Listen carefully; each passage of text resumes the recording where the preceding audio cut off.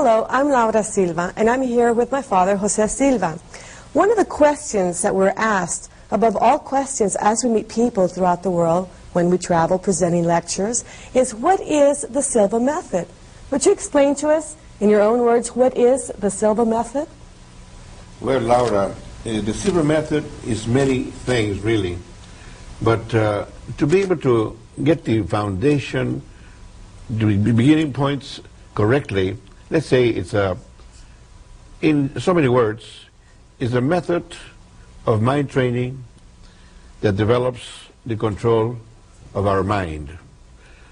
Method of exercises of mental training that gives us control. Because it is said, Laura, that usually it is believed that a non-controlled mind is always destructive. So we say to be constructive and creative, we need to discipline our mind. And that we call control of our minds. When we say mind control, Laura, we mean our own self-mind control, not somebody else's minds, okay? Self or outer mind control. So it's a series of mental exercises, mental gymnastics, whereby we develop the faculty of visualization and imagination to be able to better control our minds. That's what it means. So what you mean is mind control actually could be also explained as mind development. Well, actually, when you learn something that you can do with your mind, you're developing your mind to delve into other things, yes. Okay? So in order to begin to explain this, Laura, we need a little history, because actually people would like to know, how did you ever get started on something like this? Okay? So to begin with, the first experience that I had was when I joined the service. When I was drafted, at the time I was married with 3 kids. And talking to a psychiatrist, this man attracted my attention. I observed the man talking to other people, questioning other inductees, and he attracted my attention because I felt that the man is asking silly questions. And I wondered, being a lieutenant colonel, I could imagine the salary he's getting. To ask silly questions, I wonder what field is he in. What kind of silly questions were they? Well, when it came my time, the first question was, you see, I'm 30 years of age, married with 3 kids, and he asked the question, do you wet your bed? I thought I had heard wrong. How was that, sir? I said, do you wet your bed? You mean at night? Well, anytime. Well, I didn't know that 30-year-old people wet their beds, you know. I said, no, sir, I don't wet my bed. I wondered. I thought it was silly, the question, you know. Then the next question was, do you like women? And I said, what the heck's going on here?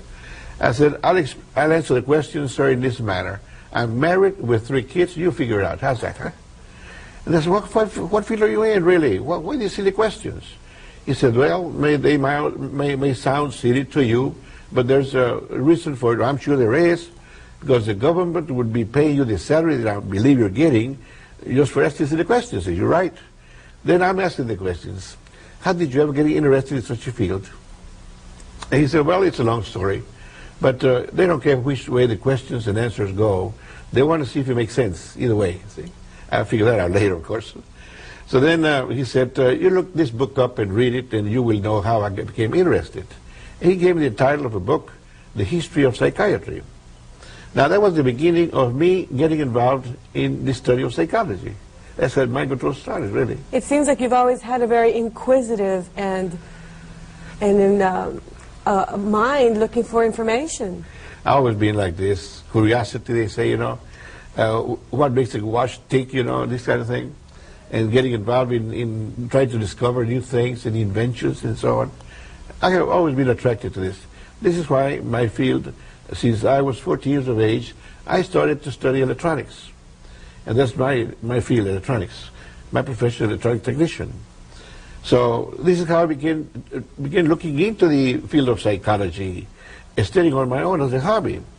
When I got out of the service, I really took it very seriously in going out to hear lectures and participate in some lessons that some of these top-notch psychologists and psychiatry were teaching. Just to sit in and hear these people. What are they teaching? How do they get started, you know? And I continued to study psychology.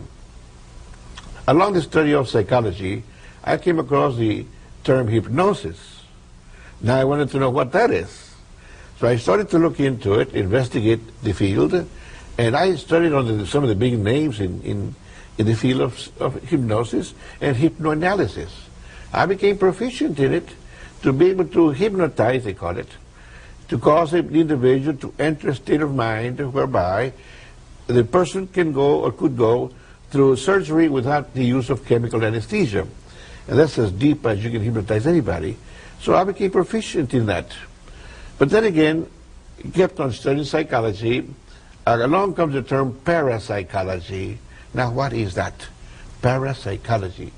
I investigated the field and found out that organizations with the people, some scientists, top high-ranking scientists, interested in the extraordinary mental faculties of human beings.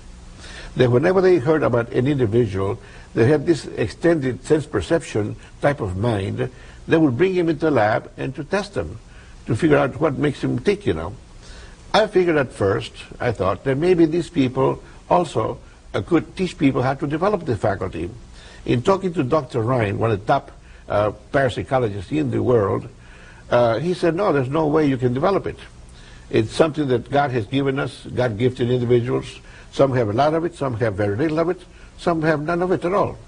Well, it didn't make sense to me. I figured, I don't think God discriminates, you know, to give us more or something that doesn't give others the same amount. Well, that was my own thinking, anyway. But he stuck to it. He said, you cannot develop it. It's something like the IQ factor. You cannot develop the psi. It's called psi factor. The intuitive factor is the same name for it. To be able to sense information with your mind as compared to sensing information with your biological senses. So this is I got pretty involved in parapsychology, but kept on studying the field of psychology. I came across the term electrocephalography, the electronic equipment to measure brain waves.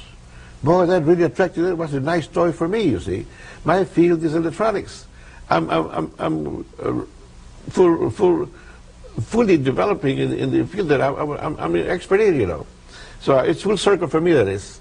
So I started experimenting and fooling around, we say, with the idea of the electrocephalograph. The equipment to measure brain waves and to measure the output, the strength of your brain output. You see your brain vibrates so many times per second, like your heart beats so many times per minute. And the brain prefers, I found, prefers to function more than 5, 10, and 20 vibrations more than any other vibration. But then again, to begin with, I wanted to know, what are the first frequencies detected in the fetus, for instance?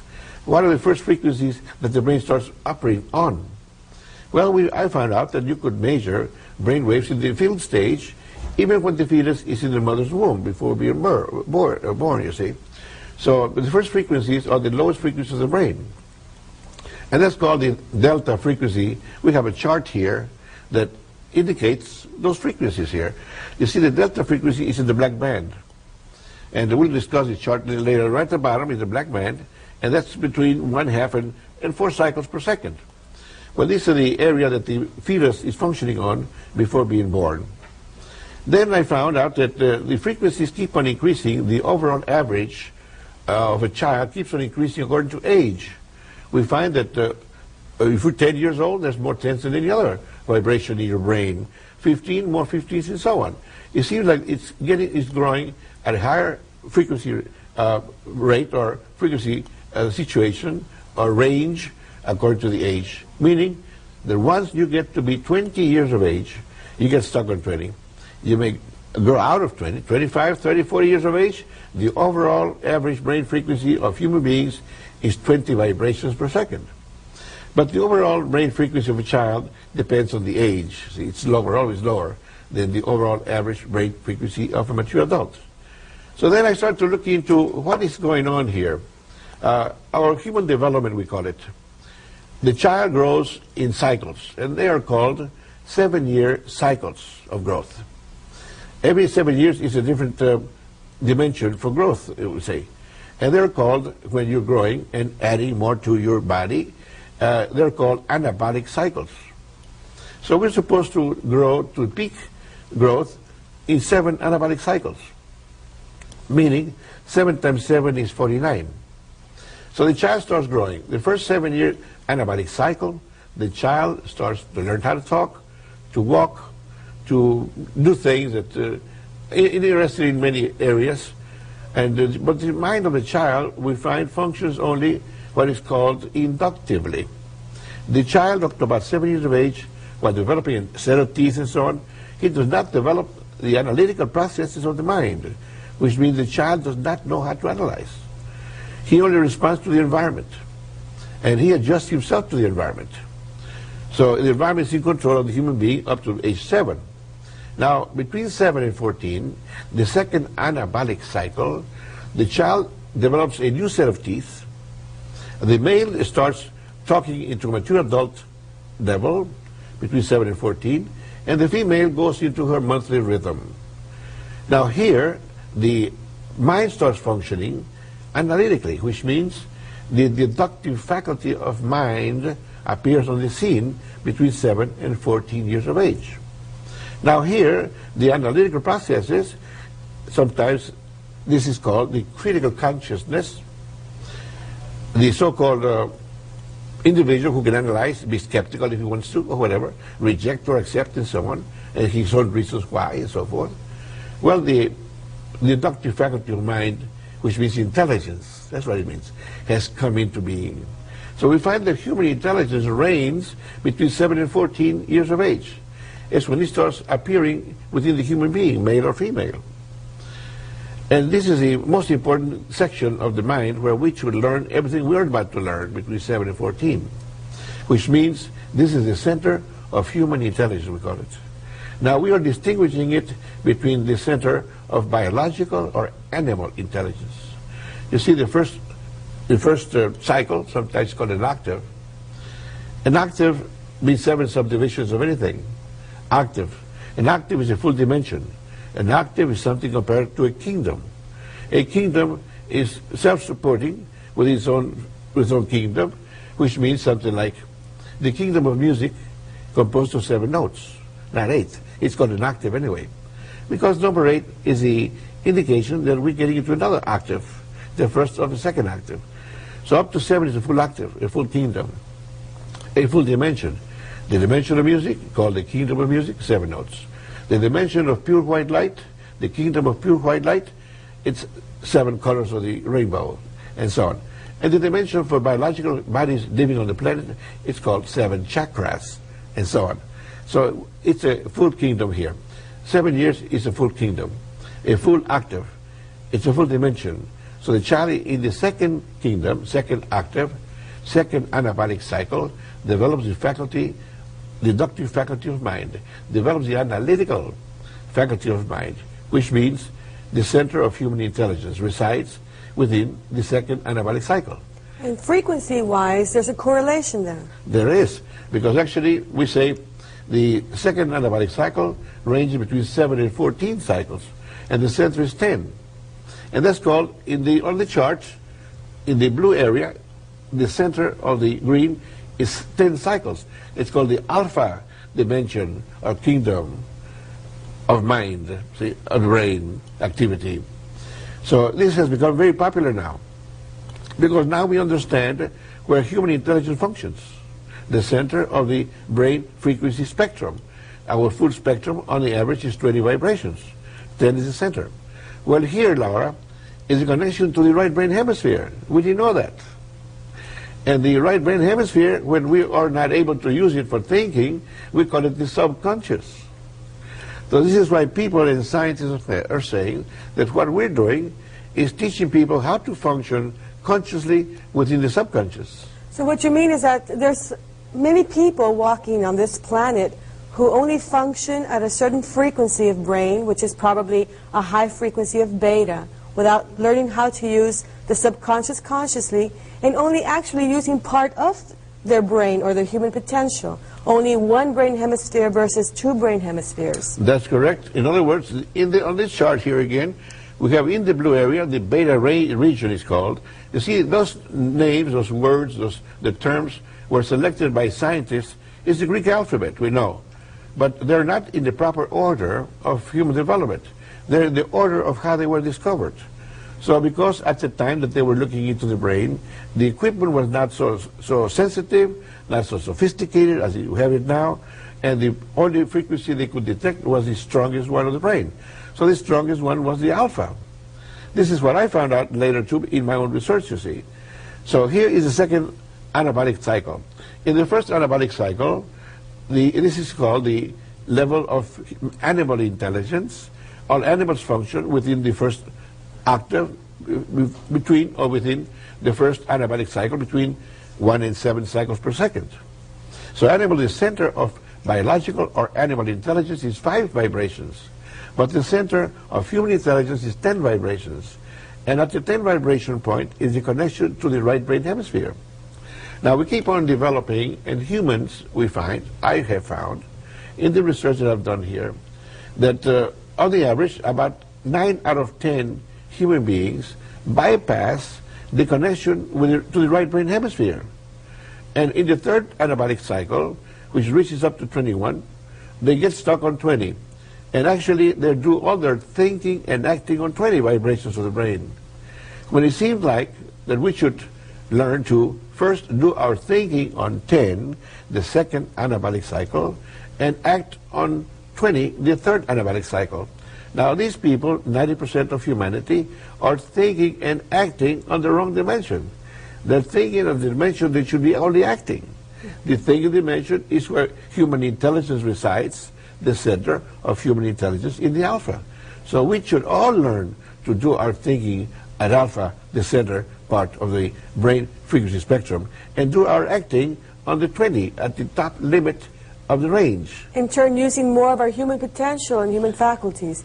It seems that the alpha region that you speak of is not only the area where we can then trigger right brain hemisphere function or use more of our brain and mind, but it's also the most synchronized, I believe I've heard you say, and the most strongest, or the strongest of all the frequencies.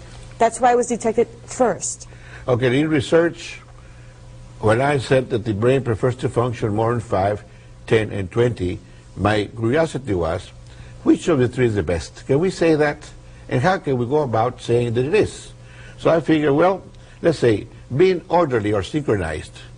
Is one more synchronized than another? They would say that one that's more synchronized is better. Is one more stronger than the other? Then the strongest one would say would be better. So I went for that, looking for synchronicity of the brain frequency output in 5, 10, and 20, and the strength of the output of the brain. I found that the weakest one of the three, the least organized, or the most desynchronized, was the 20 vibration. Where most humanity functions where 90% of people think and act on. And the strongest of the three was the 10 vibrations of the brain. The strongest and the most synchronized, the most stable of the three.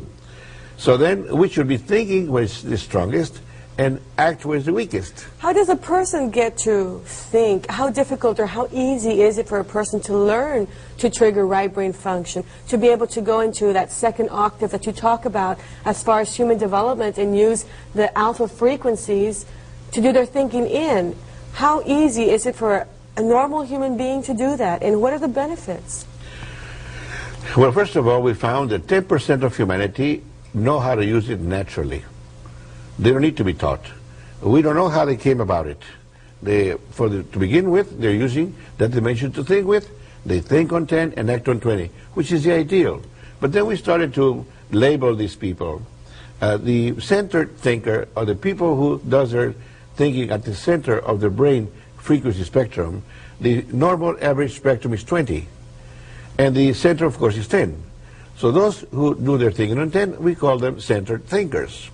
Of course, the ones that do their thinking on the extreme end of the band, we call them not off-centered, but eccentrics, off-centered, which same thing. See? So eccentrics, there are 90% of people are eccentrics in their way of thinking, and only 10% are centered in their way of thinking. Now, our idea was, can we get the eccentrics to become centered? And this is where the research came in, trying to figure out, can this be done? Can we use yoga, for instance, to get them to slow down the brain waves like yogis do? And I found out the yogis went to 5 cycles. That didn't help us any. We want to stop on 10, because 10 is the center of human intelligence. A person going to 5 is like a person being 5 years of age, his mind functions only inductively. They don't have the analytical capacity or faculties there. So looked into the Zen type meditation. Again, we couldn't use it because they went to 5 again. Everybody wanted to go to the deepest levels. And so did transcendental meditation and hypnosis, all went to 5. I couldn't use their systems. It was too deep. There was no analyzing being done at that time. There was no freedom of mind, perhaps? That's correct. The individuals just enter that dimension. They call it passive meditation, and they wait to see if something comes to them. They cannot activate their minds to analyze or look into anything, try to find answers to problems, for instance, because that's mental activity. If they activate their mind, they get out of their level and come out to 20 again. So they couldn't do it. So we didn't want that. We didn't want to lose the faculty of the deductive faculty of mind, the analytical processes. We wanted a system to stop on 10, not on 5. So we started to investigate and started working with individuals. I told Dr. Ryan that we had developed one individual that could do this. Dr. Ryan wouldn't believe it. He said, "You're fooling yourself, there's no such a thing. Maybe the person that you work with had the ability already, and you thought you trained them." And he could be right. We did pretest. We know about pretesting then. So then we trained from 1944, for instance, 1953. From 1953 to 1963, we trained 39 more. What dates were those? Huh? During what dates? Between 1953 and 1963. We trained 39 individually trained. We knew we could do it then, to get them to stop on 10. So the Dr. Ryan still wouldn't believe it, see. But then I started working with groups. 20 people in the group, 20 females, 20 males, 50-50. Between 1963 and 1966, I trained groups to see how long would it take. Oh, can I train a group instead of a person individually? We found out that we could do it. So then this is how we got started. You're talking about 1953, and you're talking about first being exposed to the idea of brain development or of mind use and mind faculties back in the 40s. It must have been very challenging for you getting into areas of mind development such as hypnosis and parapsychology, which seemed to be things that were so unknown at the time. And how did the public react to that? How did the people react to you getting involved with such We're here in Laredo. areas? They thought I was working with the devil. And religions wanted to excommunicate me, my own religion, thinking that I was working for the devil, you see. It got to the point that they didn't know what I was doing. I said, how can you judge something that you don't know that's being done? You don't even know what parapsychology is. I'm dealing in parapsychology. So they stopped getting after me because of that. They didn't know what I was doing really. And when they found out that I was doing something good that people liked and people wanted more of, I mean, then they came on my side, see. But at first it was tough. The newspaper wouldn't take our ads. On Sunday Masses, they would say, don't go over there where we'll practice it because that's of the devil, you know, this kind of thing. So we had about 10 years of that until finally we got over it. That was about in the early 50s then? Between 1944 and 1953. But then by 1966, we came out to see if people liked what we had and would pay for our services because we were spending too much time and money in research. And then we wanted to give it a try. And we were invited to Wayland Baptist University to lecture on what we had discovered. And they liked what we had. And we created some projects here that they went for, and they wanted more. And then from here, people started to talk about it. What they were doing at Wayland. Amarillo heard about it, Lubbock heard about it, and they invited us to come lecture for them. And then finally, we started to put the class together to teach people because they wanted to be trained.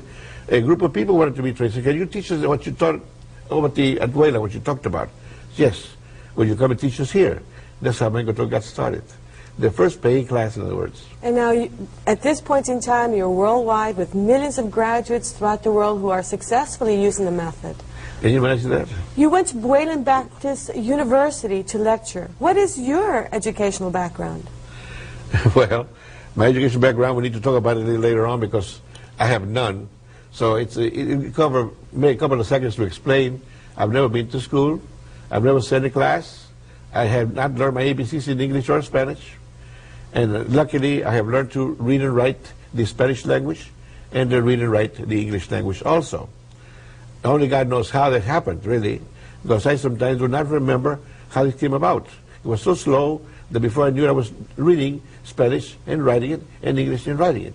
This is how I became interested in the field of electronics when I became 14 years of age. And when I started to study a correspondence course in electronics, I could understand it then in the English language. But I've never gone to school. I have no formal education. They say that I have a doctorate. Well, the doctorate that I have is an honorary award in humanities because of the work I've done, but not because it's academic. It's not an academic degree. It's an honorary award. It seems like you've been to universities not for education, but to educate. That's interesting, the thought, you know, because I've gone to so many universities and colleges in the United States and around the world only to teach or to lecture, but never to learn. Isn't that interesting? That is interesting. A self-educated man, and we're all very proud of you.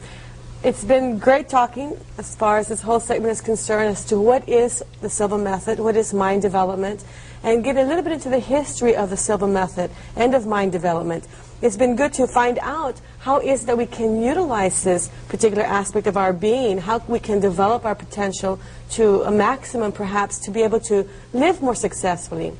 It's always been known to me that the underlying goal of the Silva method is problem solving, to solve problems, not to create problems, but to solve problems. In this way, the Silva method and what we learn as far as using more of our mind, more of our abilities, more of our human potential can actually assist us in that drive. And this is something that we will continue to talk about in future programs. That is correct. We want to, how are we using mind, for instance, in health, in education, in religion, in many applications, yes. Mind is a common denominator. Educate the mind and you educate the humanity in general, really. We'll talk more about what the mind is, the definition for mind, and get ideas as to what are we talking about actually when we say these words, what we mean as far as these things are concerned, and find out more about ourselves and be able to develop our abilities in a more keen way to be more productive, more successful, happier, healthier human beings. That's right. And God gave us the power to do so in the faculties also. Only we were not aware that we had those faculties. We would didn't know how to use our mind, really. So learn to use your mind, and you learn to be more successful in life, in every area, every application, yes. Great, thank you very much. Join us again in our next program and find out more about what you can do and help yourself to be the person you want to be. Realize those goals, solve those problems, use more of your human potential, use more of your brain, use more of your mind, and be the person that you want to be. Join us again. Thank you for joining us now.